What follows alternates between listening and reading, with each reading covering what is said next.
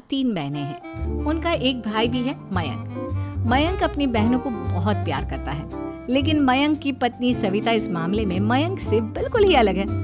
वो अपनी ननदों का जितना बुरा कर सकती है उतना बुरा करती ही रहती है और अपनी ननदों पर हुक्म भी चलाती है।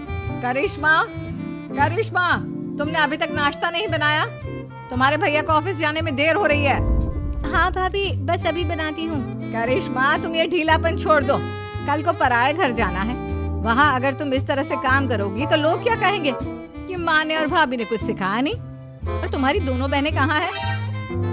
रेशमा मार्केट गई है और मनीषा सो रही है। क्या? सुबह के 8 बज रहे हैं और ये महारानी अभी भी सो रही है?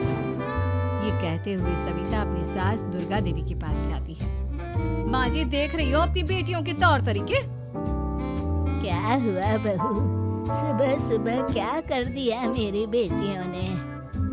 अरे एक तो अभी अभी उठकर किचन में गई है, दूसरी सुबह सुबह बाहर चली गई और तीसरी अभी तक सो रही है।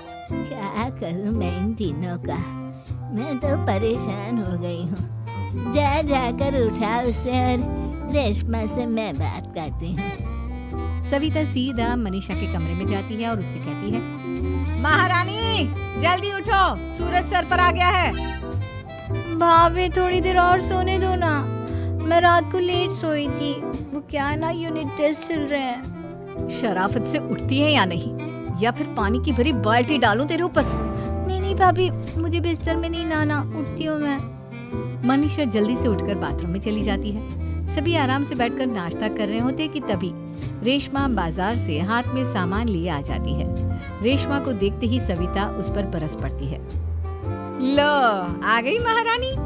ऐसा भी क्या सामान लाना था जो सुबह आंख मलते ही बाजार की तरफ रवाना हो गई? भाभी, कल आप ही तो चीख रही थी कि घर का सारा सामान मुझे ही लाना पड़ता है, घर में किसी को भी किसी काम से कोई लेना देना नहीं है। अब मैं बाजार जाकर सामान ले आई तो आपको इस बात से भी तकलीफ हो रही है? देख रही हो माँ जी, अपनी बेटी की जुबान कैंची से भी तेज चलती है। और मयंक, आप तो कुछ कहेंगे नहीं अपनी लाडली बहन को?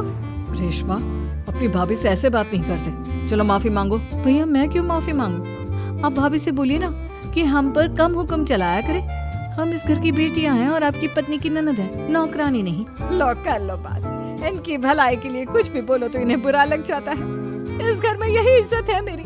देख लो माँ जी, आपकी बेटी किस लहजे में मुझसे बात कर रही है। सविता वहाँ से चली जाती है। मयंक को बहुत गुस्सा आता है, वो भी वहाँ से चला जाता है। फिर करिश्मा रेशमा को समझाती है। रेशमा, तुम्हें भाभी से माफी मांग लेनी चाहिए थी ना। लेकिन दीदी, मैंने कुछ किया ही नहीं, तो मैं माफी क्यों मांगू? हाँ करिश्मा दीदी, रेशमा दीदी जैसे ही घर में आई भाभी ही उन पर चिल्ला रही थी। हाँ, मैं मानती हूँ कि गलती भाभी की थी। मैं तो इसलिए बोल रही हूँ कि भाभी ने माँ को तो पूरी तरह अपने वश में कर लिया है। वो हमारी बात सुनती ही नहीं। मयंक भैया हमारे लिए हमेशा खड़े रहते हैं, इसलिए उनकी बात का मान तो तुम्हें रखना चाहिए था ना। कोई फायदा नहीं दीदी, कुछ दिनों की बात और है, भाभी उन्हें भी हमारे खिलाफ भड़का देंगी। फिर वो भी माँ की तरह हमारी किसी बात का विश्वास नहीं करेंगे। इसी तरह सविता अपनी तीनों ननदों को किसी न किसी बात पर परेशान करती रहती थी। एक दिन मयंक अपनी तीनों बहनों के लिए गिफ्ट लाया। क्या रेशमा, ये तुम्हारे लिए हार का सेट। रेशमा, तुम्हारे लिए सुंदर सी ड्रेस।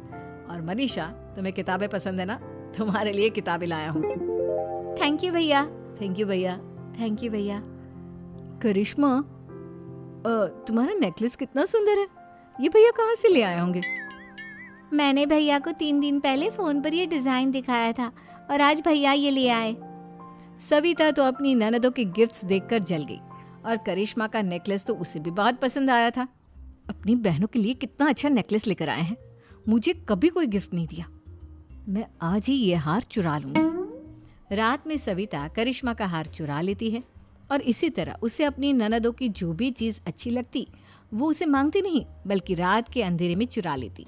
इसी तरह दिन बीतते गए और सविता ने मयंक के दिल में भी उसकी बहनों के लिए नफरत पैदा कर दी।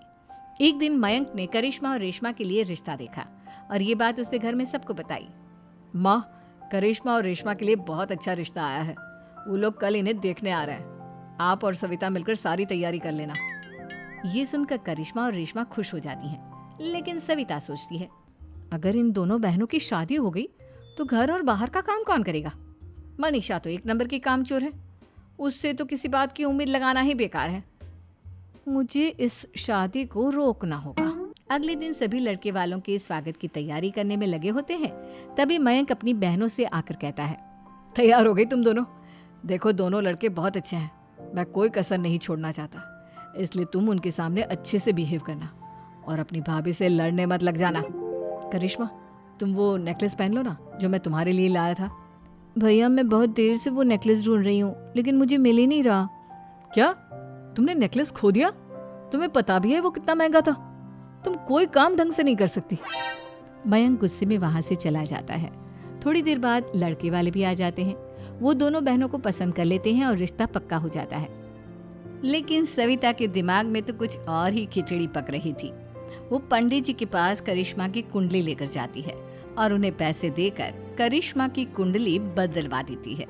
जब लड़के वालों के पास करिश्मा की कुंडली जाती है तो वो दुर्गा को फोन करते हैं। बहन जी, हमने करिश्मा की कुंडली अपने पंडित जी को दिखाई थी। आपकी बेटी की कुंडली नहीं बल्कि दोषों का पिटारा है। देखिए, मैं और मेरे पति इन सब बातों में बहुत विश्वास करते हैं, इसलिए हम आपकी बेटी से अपने बेटे की शादी नहीं करा सकते। इस तरह करिश्मा का रिश्ता टूट जाता है और सभी घर वालों को बहुत दुख होता है। अब कविता सोचती है, चलो करिश्मा का तो रिश्ता टूट गया, अब रेशमा का भी रिश्ता तोड़ना है। क्या करूं? अब सविता आवाज बदलकर किसी अननोन नंबर से रेशमा के होने वाले ससुराल में फोन करती है। हेलो, मैं कौन हूँ कौन नहीं ये आपके लिए जानना ज़रूरी नहीं, बस इतना सुन लो कि रेशमा का 2 साल से किसी के साथ अफेयर चल रहा है। बस रेशमा का रिश्ता तोड़वाने के लिए सविता का इतना कहना काफी था। अब रेशमा का भी रिश्ता टूट गया। मयंक और दुर्गा देवी ने रेशमा को खूब खरी खोटी सुनाई और उससे बार बार उस लड़के के बारे में पूछने लगे। आप दोनों मुझे क्यों परेशान कर रहे हो? अरे कोई लड़का होगा मेरी लाइफ में तो मैं बताऊंगी ना, जब कोई है ही नहीं तो कहाँ से लाऊं मैं कोई लड़का? तो तेरे होने वाले ससुराल वालों को फोन किसने किया था? माँ, मैं नहीं जानती किसने फोन किया था, मैं सच कह रही हूँ। मैं तो पहले ही कह रही थी इसकी लगाम खींच कर रखो, लेकिन मेरी सुनता ही कौन है। आप चुप रहिए भाभी, ये सब आपका ही किया धरा है। अब तीनों बहनों को विश्वास हो जाता है कि ये सब उनकी भाभी ही कर रही है। तीनों बहनें अपनी भाभी को सबक सिखाने के लिए एक वकील कर लेती है और घर में हिस्सा मांगना। देखो भैया, माँ बाप की जायदाद में जितना बेटों का हक होता है उतना ही बेटियों का, इसलिए इस घर के 4 हिस्से होंगे और हमें अपना हिस्सा चाहिए। मैंने तुम्हारे लिए क्या क्या नहीं किया और तुम इस घर में हिस्सा मांग रही हो? भैया, आप और माँ हम बहनों की कोई बात नहीं सुनते हो और भाभी हमारी शादी नहीं होने देगी क्योंकि उन्हें लगता है कि आप हमारी शादी में ज्यादा पैसा लगाओगे और उन्हें हम जैसी फ्री की नौकरानी कहाँ मिलेगी। तो हम भाभी के साथ तो रह नहीं सकते, हम बहनों को अपना हिस्सा चाहिए। अरे तुम्हें शर्म आनी चाहिए अपने भाभी पर ऐसा इल्जाम लगाते हुए। वो तुम्हारे बारे में कितना सोचती है। हाँ माँ, भाभी हमारे बारे में बहुत सोचती है, दिन रात बस यही सोचती रहती है कि किस तरह से अपनी तीनों ननदों को परेशान करूं और कभी मुझे पढ़ने भी नहीं देती। दोनों बहनों का रिश्ता भी तो इन्होंने ही तोड़वाया है और रात में हमारे कमरे में आकर हमारी चीजें भी चुराती हैं। इसी तरह सविता की तीनों ननदें अपनी बात पर अड़ी रही। अब कोर्ट में तारीख भी शुरू हो गई। जब सविता को लगा कि उसकी तीनों ननद इतनी आसानी से नहीं मानने वाली, तो उसने अपने पति और सास को सारी सच्चाई बता दी और अपनी तीनों ननद से माफी मांगी। मयंक और दुर्गा को भी अपनी गलती का एहसास हो गया। अब सविता खुद करिश्मा और रेशमा के लिए अच्छा रिश्ता ढूंढती है और उनकी शादी करवाती है।